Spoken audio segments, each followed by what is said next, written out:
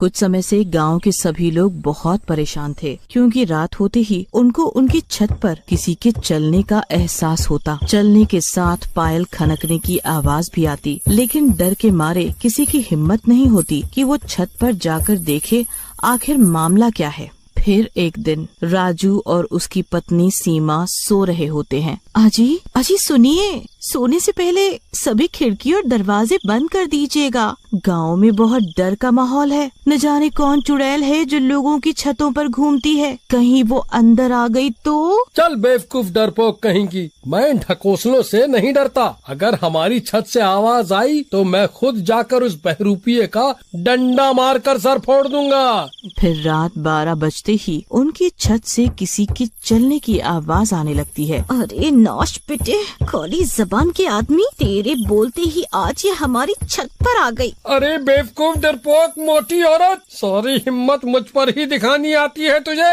एक बहरूपिया चुड़ैल से डर रही है। अभी रुक, मैं छत पर जाकर उसे सबक सिखाता हूँ। तू भी चल मेरे साथ। ना बाबा ना, मैं नहीं जाती। मैं अपने पैर पर खुद ही कुल्हाड़ी क्यों मारूं? मुझे अपनी जान प्यारी है, तुम ही जाओ। फिर राजू छत की ओर निकल पड़ता है। छत पर पहुंचते ही राजू की आंख फटी रह जाती है। वहाँ एक बिना सिर की चुड़ैल खड़ी होती है।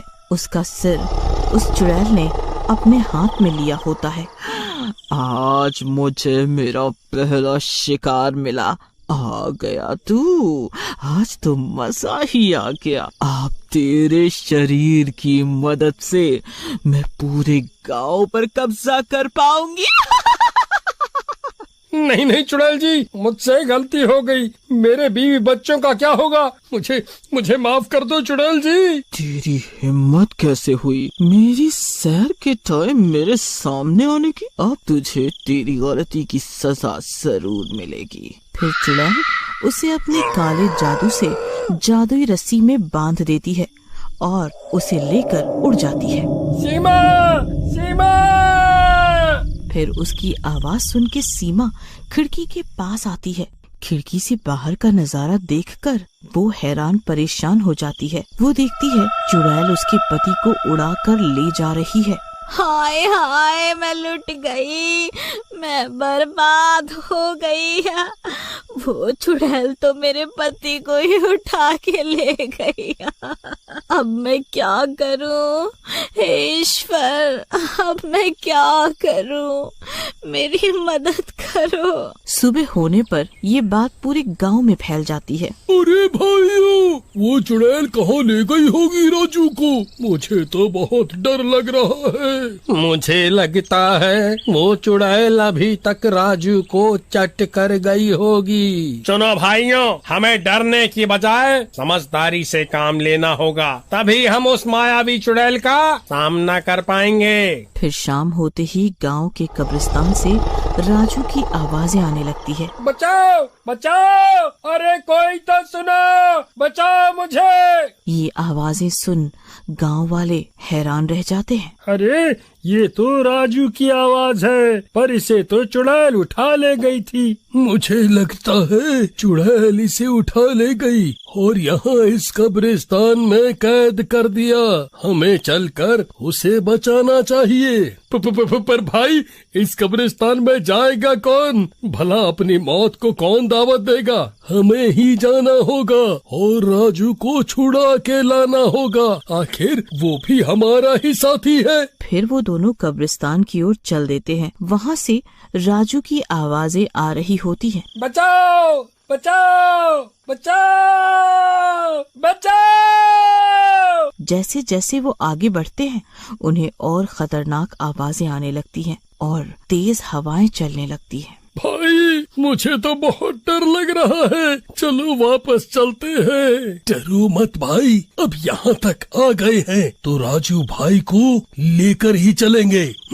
फिर थोड़ी देर में वो दोनों उस जगह पहुंच जाते हैं जहाँ से आवाजें आ रही होती हैं। वो एक कब्र होती है जिसके अंदर से राजू की आवाजें आ रही होती हैं। लगता है उस चुड़ैल ने राजू को लेकर इस कब्र में कैद कर दिया है। चलो इस कब्र को खोलें और राजू को बाहर निकालें। जैसे ही वो कब्र खोदते हैं, वहीं हाथ से अपना सिर लिए सिर कटी चुड़ैल उनके सामने आकर खड़ी हो जाती है। वो दोनों बुरी तरह कांपने लगते हैं। अरे मर गए रे, ये क्या बोला है? भागो भागो। वो भागने की कोशिश करते हैं, लेकिन चुड़ैल उसकी मायावी शक्तियों से उन्हें एक ही जगह से चिपका देती है।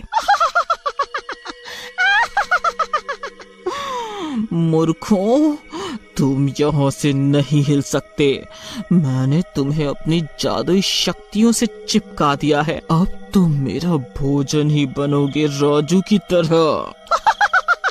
चुड़ैल जी, पर आपकी कब्र से तो राजू की आवाज आ रही थी। हम तो उसकी आवाज सुनकर यहाँ आ गए। हमें माफ कर दो चुड़ैल जी।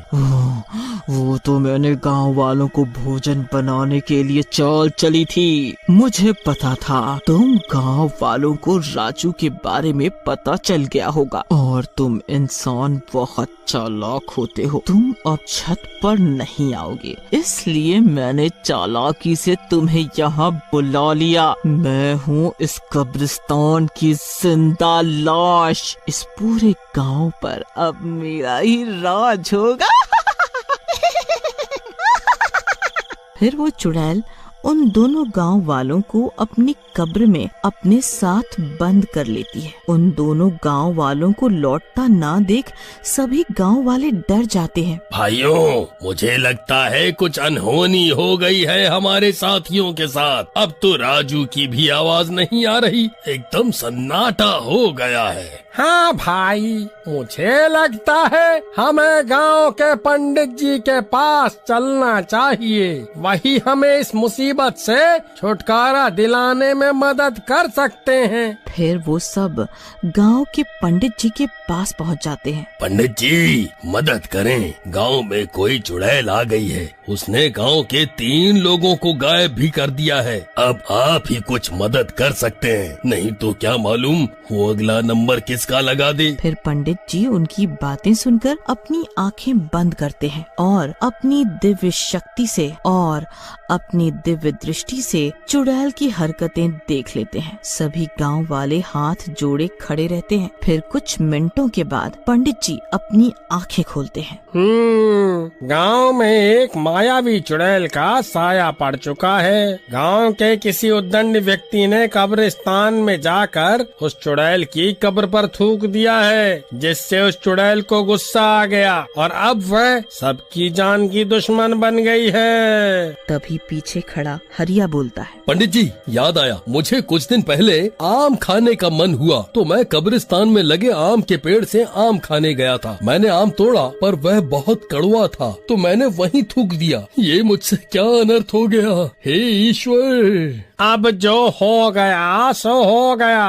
अब हमें उस कब्रिस्तान की जिंदा लाश से आजादी पानी है, नहीं तो वह सबको ही निगल जाएगी। तो हम क्या करें पंडित जी? उस चुड़ैल की जान उसकी खोपड़ी में है, जिससे वह अपने हाथों में लेकर चलती है। अगर हम उससे उसकी खोपड़ी छीन कर गाड़ दें तो वह चुड़ैल खत्म हो जाएगी। फिर अगले दिन ये आवाजें सुनकर गांव वाले समझ जाते हैं कि ये उस चुड़ैल का छल है। भाइयों, अब क्या करें? कुछ ना कुछ तो करना ही होगा। हरिया भाई, आज तुम और मैं चलते हैं। मैं चुड़ैल के सामने जाऊंगा और जैसे ही वह चुड़ैल प्रकट होगी तुम पीछे से जाके उस चुड़ैल को डंडा मार के उसकी खोपड़ी को नीचे गिरा देना। फिर मैं जल्दी से उसकी खोपड़ी को बोरी में बंद करके भाग जाऊंगा। क्यों, कैसी लगी मेरी तरकीब? अच्छी तरकीब है। चलो आज हम इस चुड़ैल के आतंक से गांव वालों को बचाएं। फिर वो दोनों जाते हैं। हरिया पहले ही पेड़ के पीछे छुप जाता है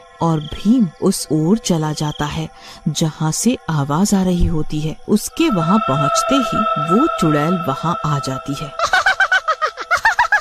एक और शिकार, तू तो हटा कट्टा है, तुझे खाने में तो बहुत मजा आएगा।